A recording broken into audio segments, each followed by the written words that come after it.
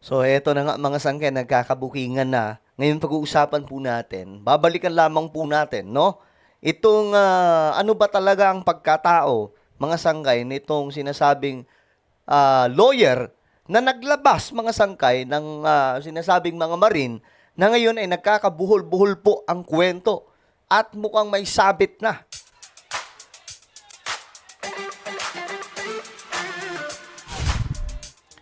Yo guys, what's up? This is me. We are back dito sa ating vlog today. Ito, pag-usapan mo natin ngayon mga sangka, itong sino ba yun? Attorney Baligod ba yun? Medyo nakakalito yung apelyido mga sangkay ngayon kasi ang daming kumakalat po sa social media na mga video tungkol po sa kanya. Tingnan po natin. Kasi sabi nila, kapag napanood daw po natin yun, malalaman po natin yung tunay niyang pagkatao at posibleng nilalaman ng pakay nila kung bakit mga sangkay mayroong ganong klaseng propaganda laban po kay BBM. Anyway, bago tayo mag-umpisa, no, sa mga hindi pa po dyan nakakapag-subscribe sa ating YouTube channel, makikita nyo po yung subscribe button sa baba ng video na to. I-check nyo lamang po yan, tapos i-click nyo po yung subscribe, i-click ang bell, at i-click nyo po yung all. Sa mga nanonood naman po sa Facebook, i-follow nyo po yung ating Facebook page. Okay. Ito na nga mga sangkay. Ito nga pong si attorney, sino ba to? Baligod ba? Nakita ng netizens. Alam niyo naman yung mga netizens, magagaling po yan maghanap ng mga source. Bago tayo maniwala sa mga pasabog ni Attorney Levi Baligod, kilalanin muna natin siya. Anti-corruption crusader nga ba? O may ibang plano?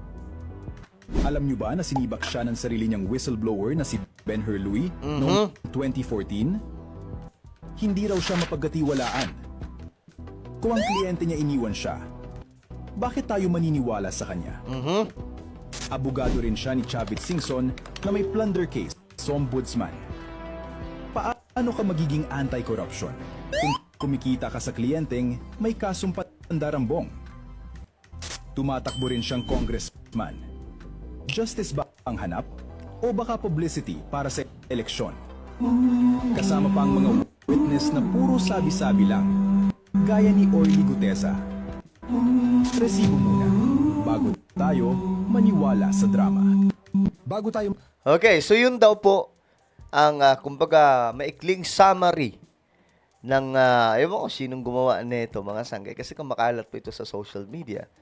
And it's up to you kung paniniwalaan nyo yun, mga sangkay. Pero, tingnan po ninyo ito. Noon, ayan po, saan ba yun? Ito, Attorney Baligod tinanggal bilang abogado ni Ben Hurley. Ayan. 11 years ago. Ito po yung kasagsagan din, mga sangkay, ng PDAP scam. Parang flood control din po ito. Pero, iba po ito ngayon mga sangkay, mas malala po ito kasi about po ito sa flood control eh. Pero ayun na nga po, umeksena na naman po siya. Ngayon mga sangkay, ito ang reason bakit nga ba tinanggal siya mga sangkay. Ito, buhay pa po dito si Mike Enriquez. Alalan na raw ni Senadora Miriam Defensosa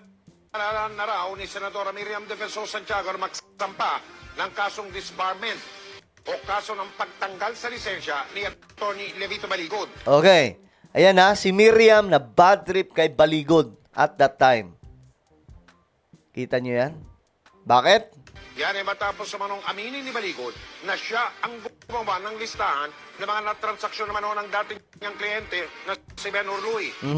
Lumabas sa umano'y Louis list ang pangalan ni Santiago. Ganito din po ang nangyari, mga sangka, di ba si Dilima? Sinama po doon. Ito ay tanong lang, bakit ganun? Parang magkakaparehas po yung script. Mali, sablay, may butas.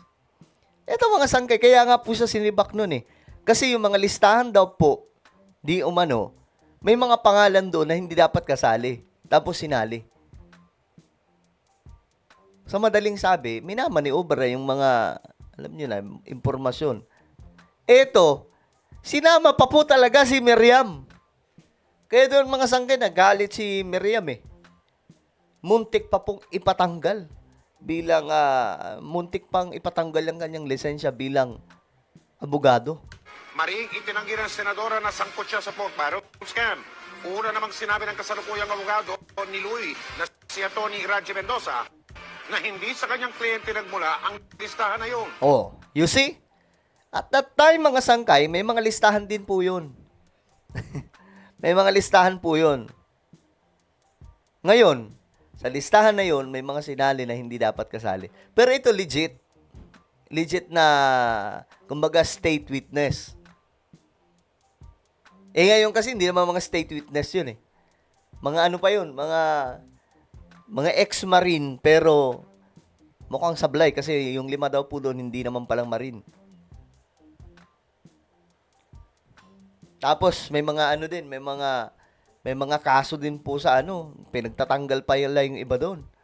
Mga sangkay. So ngayon, nagkakabulbol na ang kwento. Same sa kwento nung una sa pagdating po sa PIDA scam. Itinanggi naman ni Baligod na kasama sa listahan niya si Santiago. Wala rin daw siyang isinapublikong listahan ng mga sangkot sa scam. Wala daw mga sangkay. Pero ayun na nga po, dyan po siya nadiin eh. Siyempre, sumabog na mga sangkay. Yung ginawa kong listahan ay hindi pa napapublish at yan ay nandun sa Department of Justice.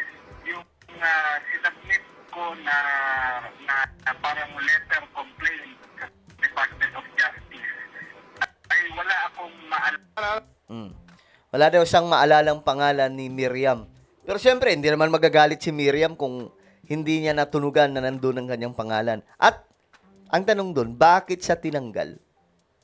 'Di ba? Tinanggal siya bilang abogado eh. So ito ngayon mga sangga, itong eksena na to, kailangan maging ano tayo dito, maging mapanuri tayo. Wag po tayo basta-basta maniniwala. I mean, parehas, both side. Wag po kayo basta-basta maniniwala, both side ng kwento. Kailangan alamin, kagaya nga po ng sinabi ko, yung kay Defensor at kay Trillanes, pakinggan po natin. But it doesn't mean na maniniwala tayo kaagad. 'Di ba? Ganun po ang matalinong Pilipino, mapanuri. Hindi po, oo nga no, bakit ganyan siya? 'Di ba? Ito mga sangga, hindi natin alam ano ang dahilan, ano ang trip ng mga to, mga sanggay, magkakaalaman pa rin yan sa ebidensya eh. Ebidensya pa rin yan.